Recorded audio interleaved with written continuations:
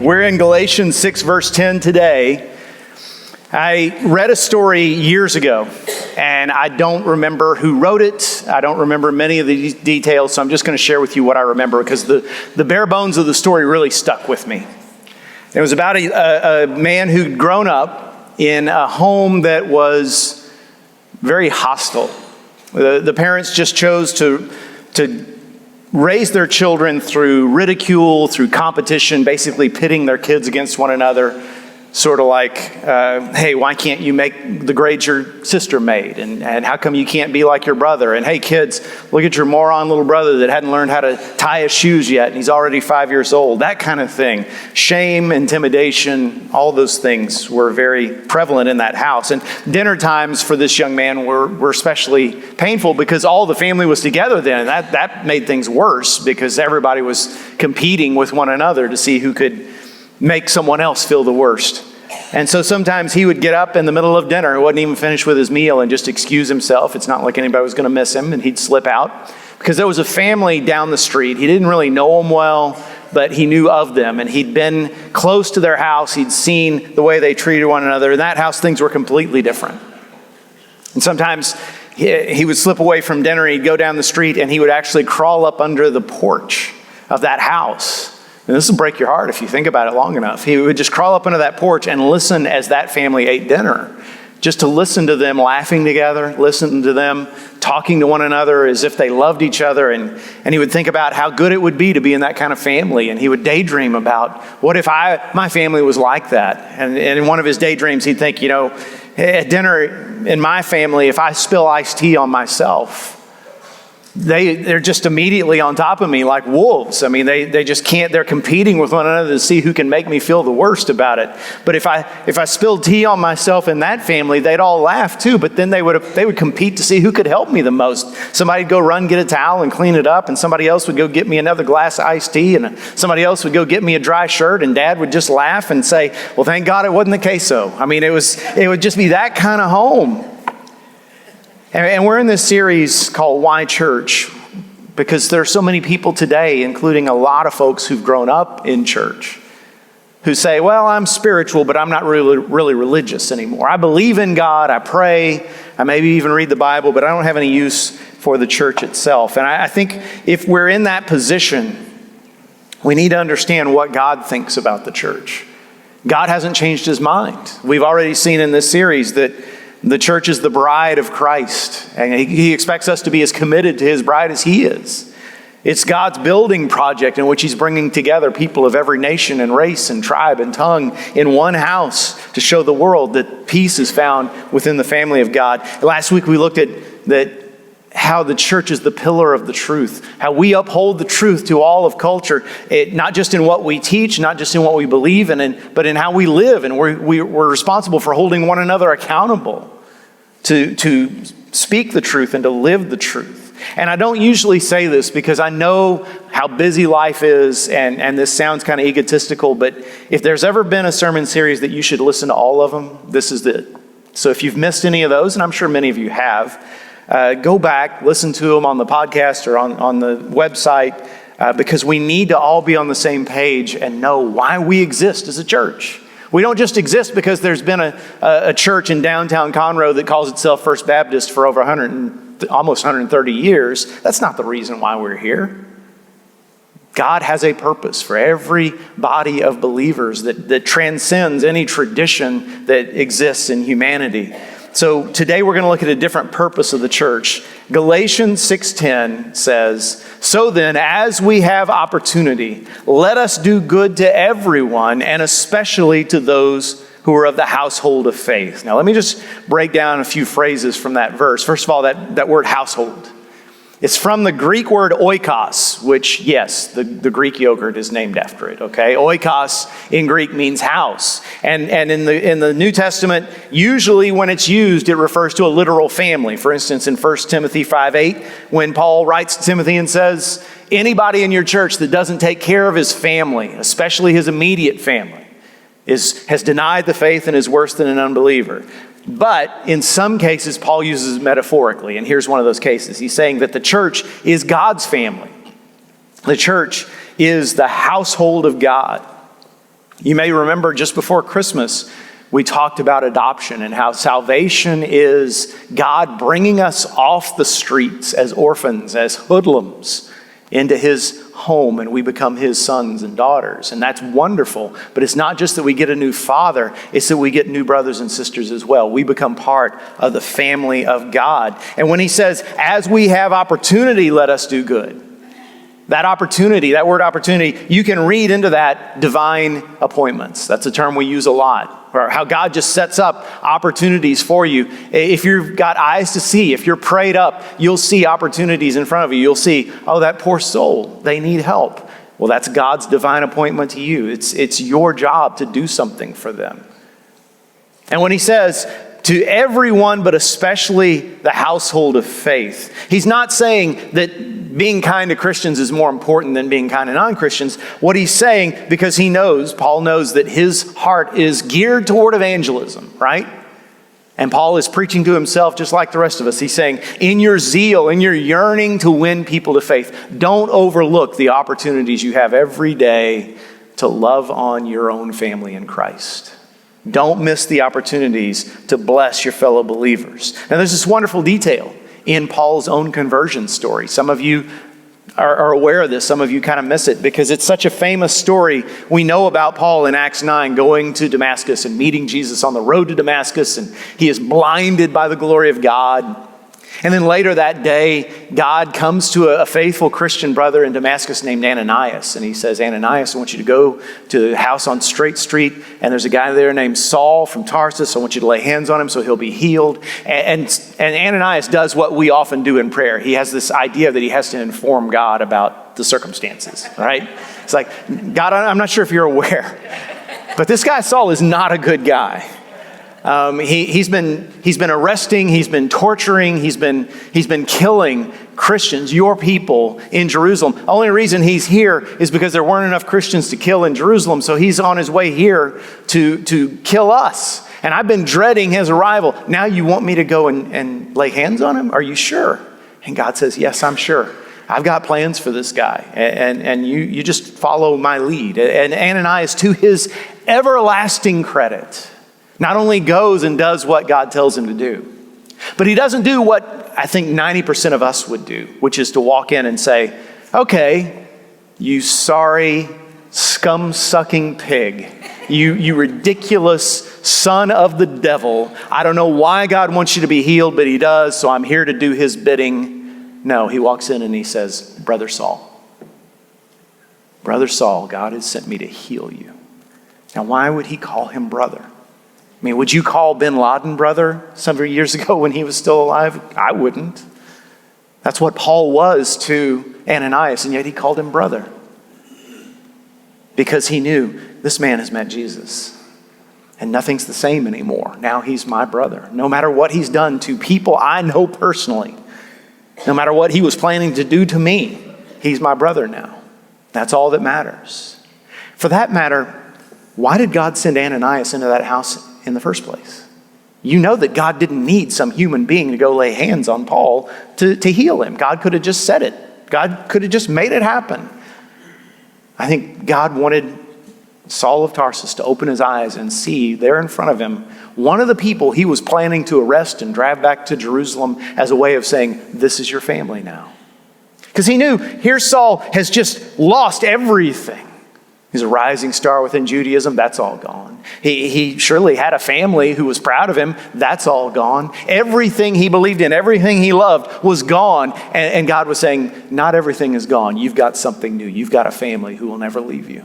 You've got a family that is your forever family from this day forward. And that idea that we're part of a family, we react to it in a variety of ways, don't we? Because there are people in this room, people watching online, who have a difficult, at best, relationship with their family of origin.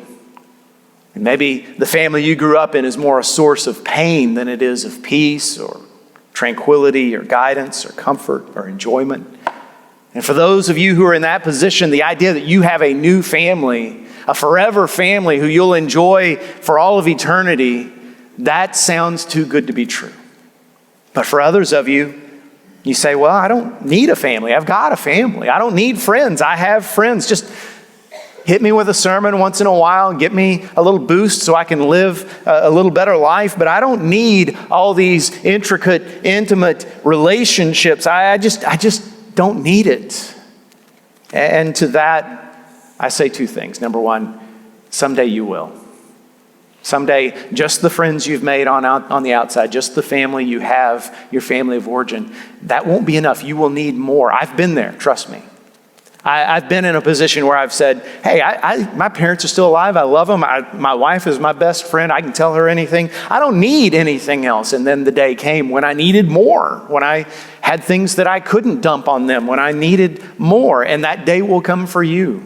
And if you haven't invested in these relationships with your new brothers and sisters in Christ, you will regret that. But even more so, even if you don't think you need us, we need you. See, God has brought you to us because there's something you can bring to us. There are things you can add to us that we're lacking if we don't have them. When I was a very young preacher, I had a lady in my church named Mrs. Sutton, and she had married a man much older than her, 25 years older to be exact. And so when she was just getting to the golden years of her life, her husband was very, very elderly. And he had gotten to the point where he couldn't see at all anymore, and he could barely hear. And so going to church just wasn't enjoyable for him. He could make out some of the words here and there, but not much. He couldn't really, when someone came up and talked to him, he couldn't understand them, didn't know who was talking to him. And one day he said, I don't know why I go to church anymore. I don't get anything out of it. And she said to him, because you inspire other people. That's why you keep coming to church. Because all those people in that church, they look and they say, boy, if old Mr. Sutton gets himself out of bed with all his problems and all he's struggling with, and he comes to church every Sunday, then I have no excuse. And she said he never, ever complained about going to church after that, because it showed him there's a reason for me to be there. And I never met Mr. Sutton. He was already in heaven by the time I came along, but I have great respect for him for saying, it's not about me.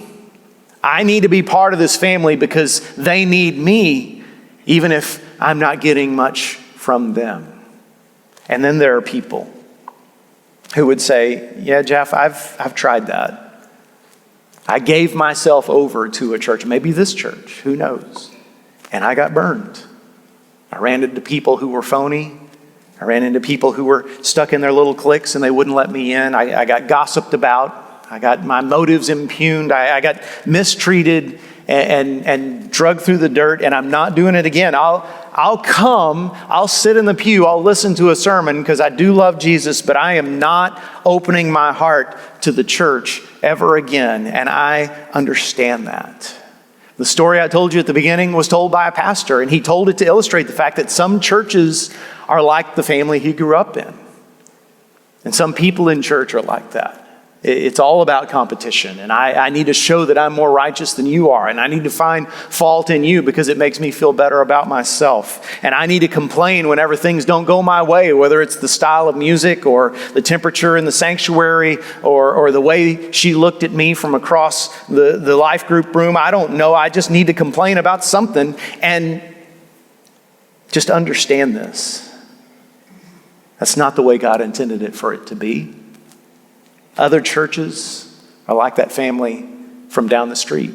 They're so full of warmth, so full of compassion and companionship and fellowship that it's a breath of fresh air. In fact, I've known people in my own family who've left that first kind of church and they've gone to that second kind of church.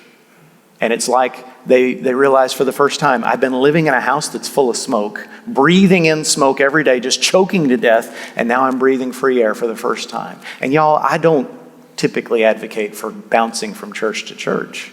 If a friend or a family member calls and complains about their church, my first suggestion is always stay. They need you. They need people like you. How are they ever going to turn around if people like you leave? But sometimes, and I have finally told people, listen, you need to leave. You're in a position where you are not being fed.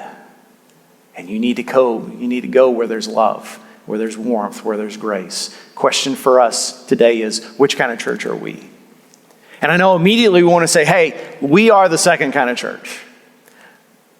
But understand this. I've been in a lot of churches, both as a member and as a visitor. I have never once been in a church that says, we're one of those cold kind of churches. In fact, every church I've ever been in, if you ask them, what is the strength of your church? They'll say, well, we're not the biggest, we're not the best at a lot of things, but we are a friendly, loving church, without exception. And that's not true of all of them, I promise you.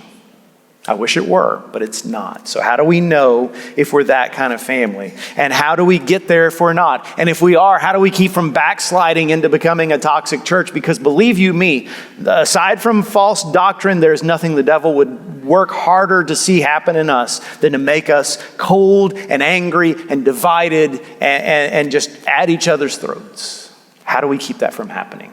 Well, in the scriptures, fortunately, there are 59 one another's.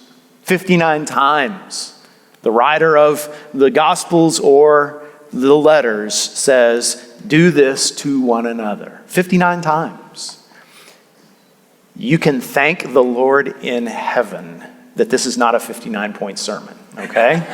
I will not attempt to cover all of them, but I do want to run through several of them. And you can measure what you see in us and in yourselves through what you hear here. But first, let me just say this. All of these one anothers require being present, being in the room with one another. This is something you can't do remotely.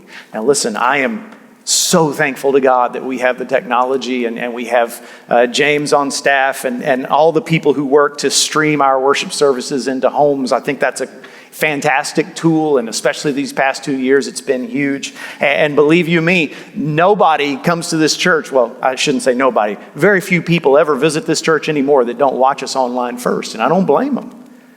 And I think it's a wonderful tool, and we're going to keep doing it. And if you're still watching from home because that's what your doctor has told you to do for health reasons, you keep doing that. I've said from the beginning, let your family doctor tell you what is right, what is best. Listen to him and do what he says. But on the other hand, if you're going to restaurants, if you're going to ball games, if you're going to department stores, it's time to come back to church. It's time to come back and be in the house of God, not because I need the ego boost. It's not about that.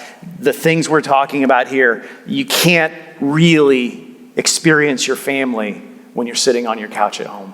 And we know this. You know how we know this? For the past 2 years, we've all experienced some things remotely that we used to do in person, right? We've had a Zoom Thanksgiving. Or we had a drive-by birthday party. And I promise you, unless you really don't like your family, nobody ever got done with the Zoom Thanksgiving or the drive-by birthday party and said, that was as good as the real thing. Let's just do it that way from now on. No, we all said, man, I can't wait till we get back together in person. If you can't have family in your home without being together, the same is true of the family of God. So, I think I've made my point. We miss you. Come back when your doctor says it's okay for you to come back, and we'll welcome you back and rejoice to see you. Now, the one another's. What does it take to be that kind of family? Here's one. Bear one another's burdens. Bear one another's burdens and fulfill the law of Christ. I've reached the age, one of the good things about reaching this age is 20 years ago, all of my friends and me and my wife, we were always moving, right? So there was always a time when someone was asking me to help them move. These days that doesn't happen as much because I'm friends with people who are pretty stable. But man, is there anything worse than being asked to help somebody move? Because when you're asked to help someone move, their problems become your problems. They've got that upright piano. Not your problem until that day. It's your problem then, right? That sectional couch or that sleeper sofa, those things they were supposed to have boxed up before you got there but didn't. And you give up a whole day off and you scrape off all the skin on all 10 knuckles and you totally herniate yourself. And at the end, all you get is, well, thanks. You bear their burdens and you get nothing in return. But that's what we're called to do as Christians for one another. to see someone else struggling and say, I'm going to be there. We don't wait to be asked. We don't wait to be guilted into it. We just say, that person's weeping. I need to find out why. I need to find out how I can pray for her, what I can do for him. And if someone's grieving, it means you go and sit with them. And if someone's going through times of doubt and despair, you let them vent and just say, I don't understand why God's doing this to me. And you don't argue with them, you just let them vent, and then you pray with them at the end. And if someone's struggling financially, you may not have the resources to pull them out of the hole, but at least you can sit with them and kind of try to find some answers. The answers are there. And when you see a young person and you think, okay, I'm going to become part of their lives, I'm going to invest in them, I'm going to pray for them, I'm going to take them out to lunch, I'm going to encourage them, their problems become your problems. And that's what we're called to do, because that's what Christ did for us. That's why it says, bear one another's burdens and fulfill the law of Christ. I'll give you another. Actually, 3 more in a row. Bear with one another, be patient with one another, and forgive one another. Have you wondered why God would put the same command in 3 different ways in the Bible? Well, because he knew that churches are full of sinners. I have never met the church yet that wasn't full of sinners. In fact, if you ever find the church that's not full of sinners, leave immediately because you're going to mess it up, right? And because we're sinners, we sin against one another. I'm not excusing our bad behavior. I'm just saying it's going to happen. It has happened. I have hurt you at times individually. Most of you, if I haven't yet, it's because we haven't been together long enough. And you've probably hurt me. I can promise you I don't hold it against you. But the thing is, that's what happens when you get a bunch of sinners together. There are going to be times where there's conflict, and patience is required. And besides just sin, okay, we're friends. We can be honest, right? Churches are full of weird people. I mean, just per capita, there's more weird people in a church than any other organization you can possibly name. And I don't mean weird like creepy. I mean weird like socially awkward, annoying, just plain goofy. And if you're thinking of someone specific when I say this, someone's thinking of you. Sorry, it's just true. But in the family of God, no matter how sinful we are, no matter how weird we are, we all should be able to find our place. This is our family. We ought to find acceptance. We ought to find love. And when we do hurt one another, which we will, we should be able to work through it. We should be big enough to come and say, okay, this is on me. I may not have started this, but I escalated it, and it's my fault. Please forgive me. We should be able to reconcile. So ask God, is there someone that I need to reach out to, someone I need to apologize to, someone I need to forgive? Don't take a risk of messing up God's family. And then here's one. Admonish one another. That's a word we don't use a lot, but it means to warn or reprimand. Last week I said that I, as a pastor, need for you to admonish me sometimes. If I say something from the pulpit that you know is not biblical, or if you see some behavior in me that you know is not right, I'm asking you to come talk to me. But all of us need that. I mean, just because I'm the pastor, I don't get that privilege. All of us need that. How many marriages would be stronger if Christians would have the courage to go up to a man and say, you can't keep losing your temper with her that way. Or you can't keep disrespecting him like that. How much pain would be avoided if we had the courage to say, I don't like how much I see you drinking. Or, you spend a lot of time at the office for somebody with such young kids. Or, I'm worried about you. I haven't seen you in church in weeks. What's going on? And yet, at the same time I say that, we also have to balance it with this command. Clothe yourselves in humility toward one another, and consider one another more important than yourselves. See, you can admonish someone and they won't get defensive. You can disagree with someone and they won't get up in arms if you do it graciously, if you do it with humility. And that's the thing. There's very few people that have both boldness and humility, but that's what we require. There's a whole lot of us who just won't say those hard truths because we don't want to make someone offended. And so we need to pray for boldness. And there's others of us, more the minority, who are perfectly comfortable making someone angry, but we need to learn humility. And so you need to be a judge of yourself and say, which of those do I need more? And maybe you need both. Lord, make me bold, make me humble. And then here's one. Stir up one another to love and good deeds. There are some people who just bring out the best in others. When they're in a room, everybody wants to do more. Everybody wants to try harder. Everybody wants to be right and do what's right. I don't know how many times I've read the book A Christmas Carol by Charles Dickens, but there's a part in there where the ghost of Christmas past takes Ebenezer Scrooge back to the time when he's a young man, a young apprentice. His first boss is an old guy named Mr. Fezziwig.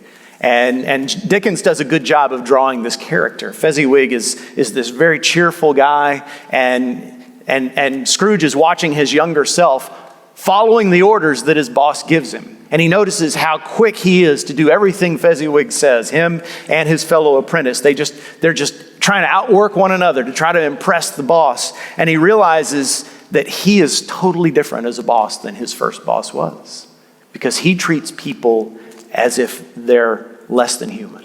He makes them earn everything they can possibly get from him. He rules by fear and intimidation and shame, whereas his first boss ruled with love and warmth and made you want to do more.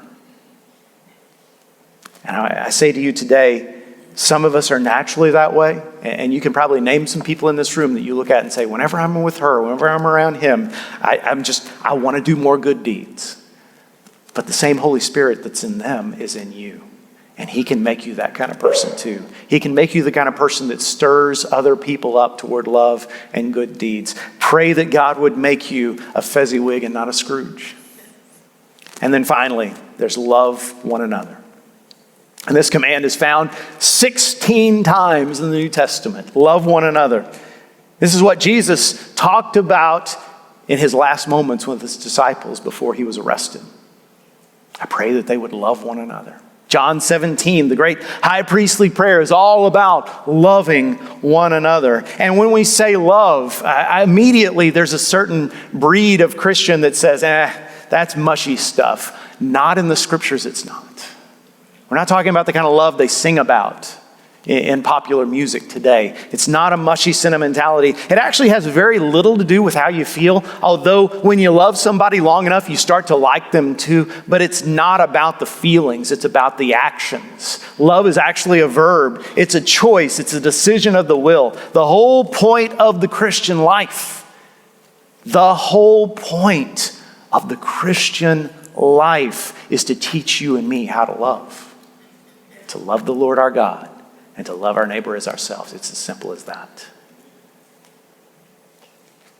As we bear one another's burdens, as we choose to be patient with each other, as we forgive one another when we want to lash out, as we choose to be courageous and admonish one another when we're going off the rails, as we try to encourage and inspire people who are ready to quit, we're learning how to love. The church is like God's laboratory of love.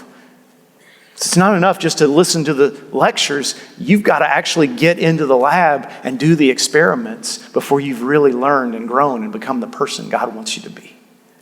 And that's what the church is. It's God's laboratory of love. So there's my question. Are you better at that now than you were 10 years ago? 5 years ago, 2 years ago, 6 months ago? If I interviewed your family and your closest friends, would they say, yes, he or she is much more patient, more sacrificial, more willing to serve others without complaining, and more understanding and accepting and encouraging? That should be happening. And if it's not, ask the Lord to do something about it. And here's why. The reason we know what love is because Jesus laid down his life for us. That's the ultimate act of love. Jesus saw us living in a toxic family across the street. And he didn't just say, well, that's a shame. He came and traded places with us. He came down into our toxicity and was killed for it. And he delivered us into his family, the family of love and the family of light, the family that will never, ever fail and will never, ever die. And we don't have to live under the porch daydreaming and wishing things were better. We're in our Father's house now. So let's not mess this up. Let's bless our family, the family of God, so much that others will want what we have.